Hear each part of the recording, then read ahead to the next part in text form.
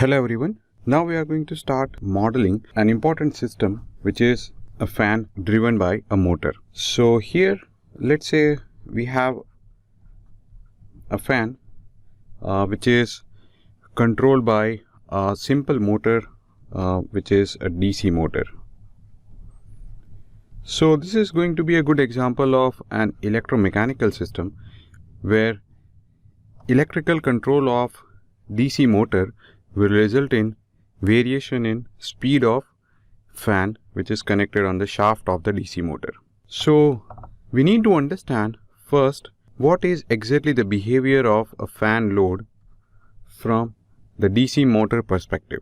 So usually the fan load or torque exerted by the fan load, let's call it as TL, the load torque, which is proportional to the square of the speed, which is omega m. So the load torque is proportional to the square of the speed. So usually this is the case, and let's say the constant of proportionality is C, then it is going to be C times omega m square, and this is expression of TL. Now based on the value of C, you can actually model a fan load and you can apply various voltage and current at the motor side and change the speed of the fan. So here we are interested in simulating such a system where we are varying the voltage and current, and this voltage and current, which are electrical quantity, will affect the load torque and the load speed. So let's assume here we have a motor and its shaft is connected to a fan. So fan is nothing but a simple construction. Let's say it's an exhaust fan or simple ceiling fan having, let's say, 3 number of wings. So this is a fan load which we are required to actually simulate, and this fan load, according to its aerodynamic characteristics, is going to have different speed and different torque values. And also we need to consider whatever is the inertia of the fan load. So basically this torque speed characteristic can be modeled in a MATLAB environment, like this equation is the first one, and we can have inertia also added, which is going to be the weight of all the wings of the fan and maybe the rotor inertia of the motor as well.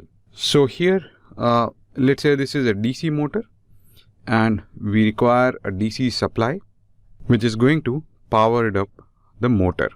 So motor is driven by this supply and voltage and current are going to be taken from this supply voltage. Application, where you will find this kind of an application in reality and how you can actually simulate a more realistic situation.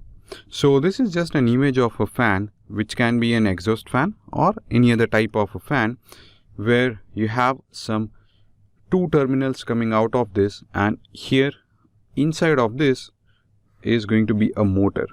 So on the central part here, this is going to be a motor, and which is given the supply from either AC or DC. That depends on the type of the motor. So let's go to the Simulink environment now and simulate this situation of DC motor driving a fan load. So here I have taken a subsystem which represents a fan load, basically an aerodynamic drag. Let me show you what is inside this subsystem. So here these are the 2 connectors R and C, and basically they are physical modeling connection port of the subsystem.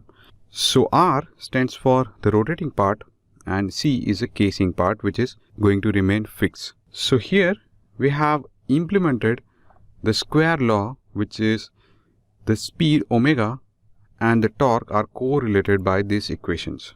What you see inside another subsystem is just the multiplication of omega with itself, and therefore you have the omega square and a gain which is a constant of proportionality and which is this value minus 8 e raised to minus 8. So here, if I go one level up, then we have this system where this is nothing but an aerodynamic drag block, which is the name given to this block. But actually we have used this block earlier and it's a torque source. So this ideal torque source is going to apply torque on the shaft of the DC motor according to the speed of the load. Now how do we get the speed? So for getting the speed, we have a motion sensor, or this block is ideal rotational motion sensor. So the value of the omega is given to this block and the value of the torque is given to this block, and therefore completing a loop. Let's come out of this system and we are going to connect R with the rotating part and C with the casing of mechanical system. So let me keep this block over here and now take a DC motor from the electrical Simscape toolbox. So here we have a DC motor. From its block diagram you can see these are the two brushes and the armature of a DC motor, and the positive and the negative terminal for DC supply, and C and R are nothing but the mechanical terminals, or we can say mechanical ports. So let us connect R with this R and C with this one. So here I have connected R and C. Let us take a DC supply which is going to give some DC voltage to this motor. So I have searched DC supply over here. I am not getting any result. Probably I need to search out with a better technical keyword, and which is nothing but DC voltage source. So here we have a DC voltage source, and let me connect with negative, and in positive I want to read out what is the value of the current taken by the DC motor.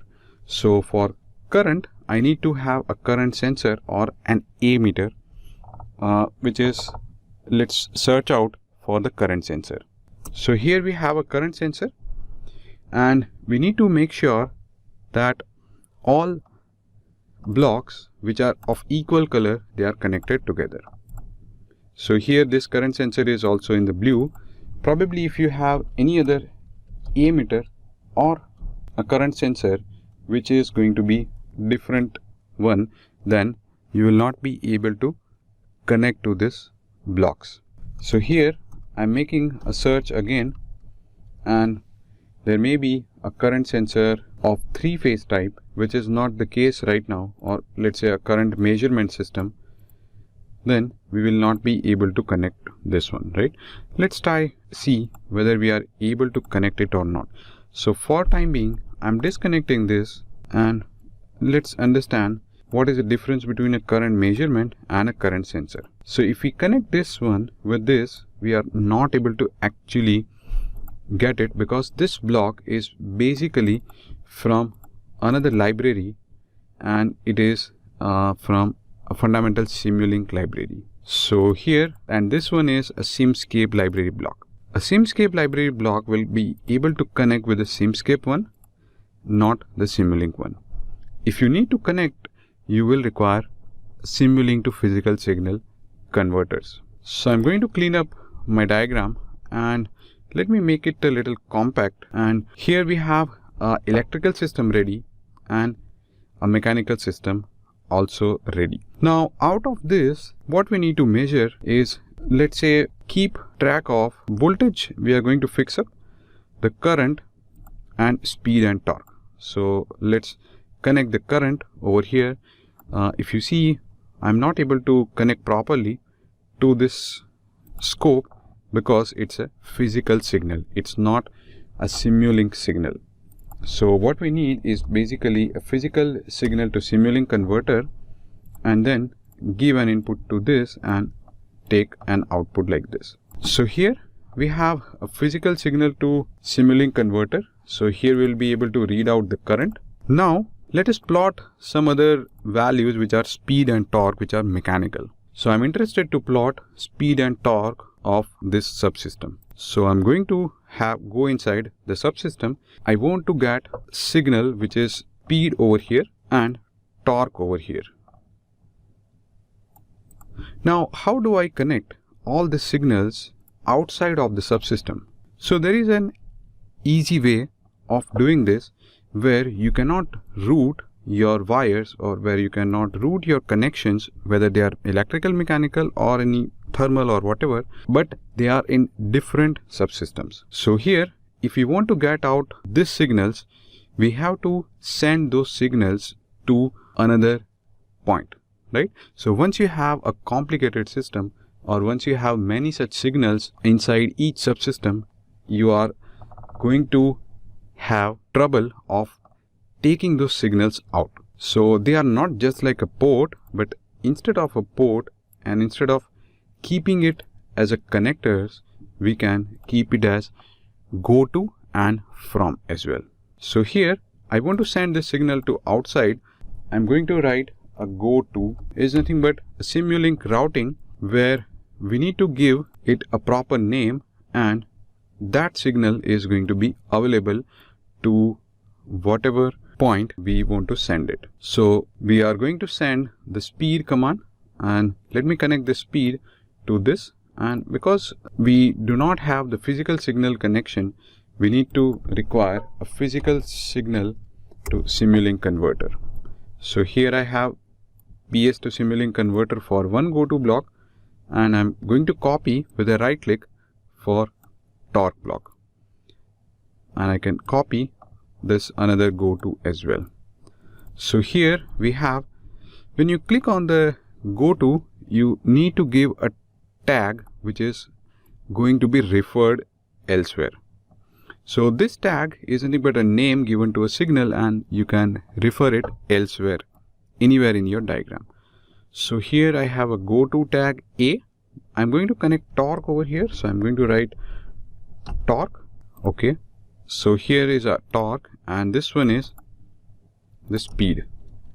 So I have assigned the name of these two different tags, and now I can probably connect like this and like this through this physical signal to Simulink converters. So now I have sent these two signals, and let me get these two signals out near to this scope. So in order to receive those signals, we can write from. So from is another signal routing component which will help us to plot all the quantities at the same time. I'm going to take one from and another from, and I will be connecting to the scope. So here in the from also I need to assign the GoTo tag. So my tag name is, let's say, first is speed. I need to remember the uppercasing and the lowercasing because I have typed the capital S for speed tag name. So I need to assign that like this. So I have a speed tag and a torque tag. So all the speed and torque will be coming over here. Now what you see highlighted in this from block is no matching GoTo block. So what you see here is the GoTo and the from are not matching, right? So probably let's go inside the subsystem and try to figure out what is the issue. Here we have a speed and the torque, and the names are exactly same. So here I have a GoTo tag. Okay, the mistake which I am making over here is the tag visibility. So the tag visibility is local as of now, which means in a typical subsystem or within a subsystem it is going to be visible. So if I change it to be global, then the speed will be taken care. I need to also change this torque to be global as well. So now here we have the torque and the speed all together, which are actually going to be now reflected in the main diagram, right? So probably as you have a mechanical subsystem, if I have another complex system where it's maybe a DC drive or a DC controlled supply driving a DC motor, then you have an electrical subsystem as well. So when you have many such subsystems and you want to plot some results, or when you want to refer some signal from one subsystem to another subsystem, you can make those signals as global.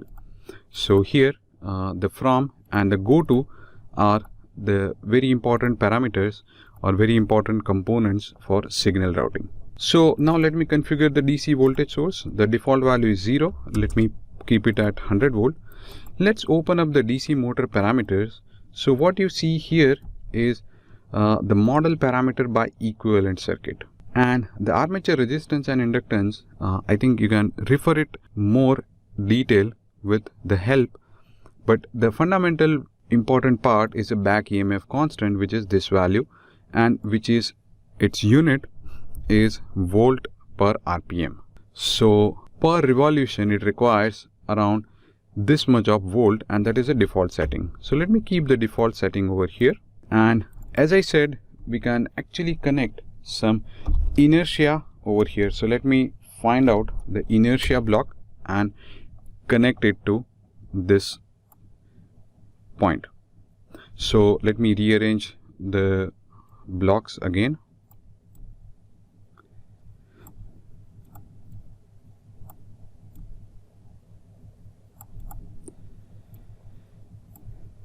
So here I can just clean up my diagram, and I can connect the inertia by rotating it with Ctrl R, and probably I want to connect like this.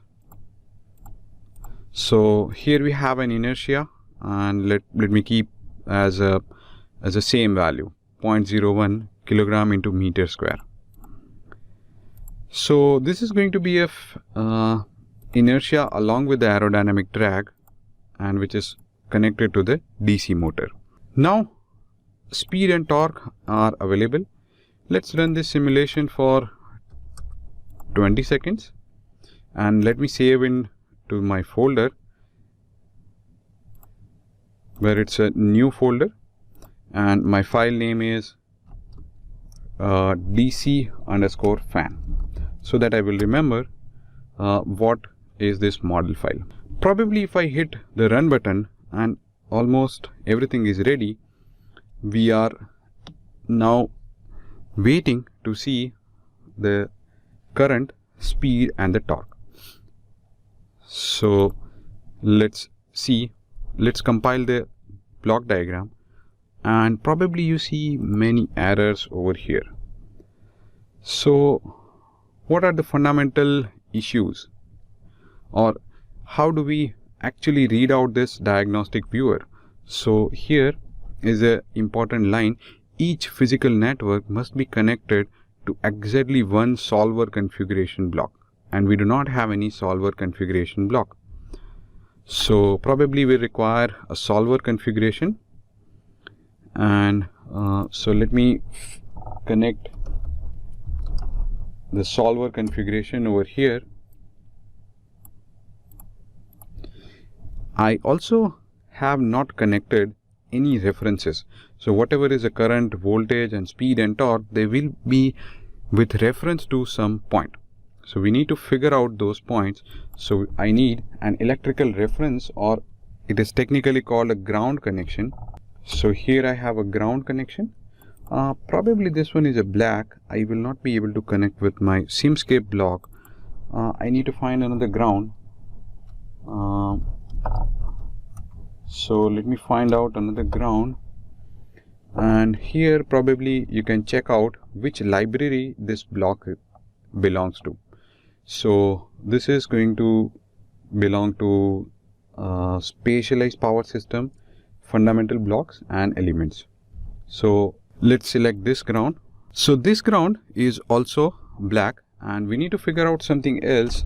Let's say electrical reference. Okay, now here is an electrical reference which is blue color, which is matching with the Simscape. Okay, fine. Look at these two blocks. They are exactly similar in symbol.